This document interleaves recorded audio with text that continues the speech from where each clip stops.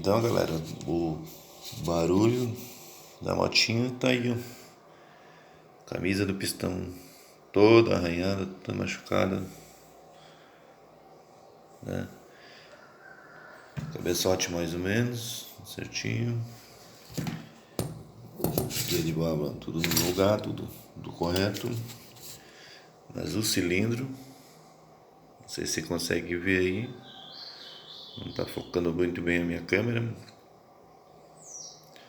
mas ele tá super arranhado, hiper arranhado. Vamos ter que fazer. O pistãozinho também tá aí, ó, todo marcadinho,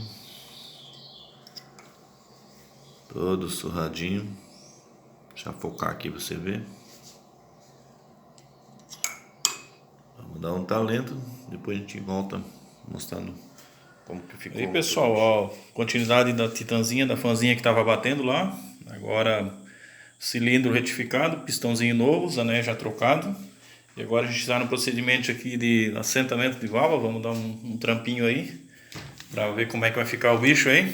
Depois vamos dar o resultado. Vamos ver aí o trampinho que o Gustavo tá fazendo aí. Primeiramente aqui nós estamos com a massinha para fazer esmerilhamento de válvulas aí, né? Massinha grossa, massinha fina. Nós vamos começar agora aqui na massinha grossa. E assim vamos fazer a massinha fina aqui, ó, o assentamento.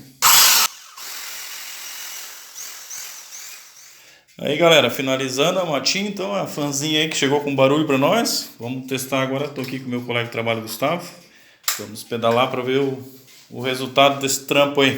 É isso aí, ó, ainda tem que dar uma ajustadinha na lenta, deixar bem redondinho.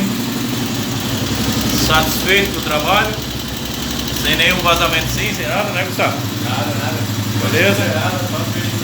Trampo feito. Eu mostro aí, melhor trabalho aí com motos aí, você só encontra aqui, ó. Se inscreva no canal, deixe seu, deixe seu like lá, beleza? Ajude a fortalecer o canal aqui.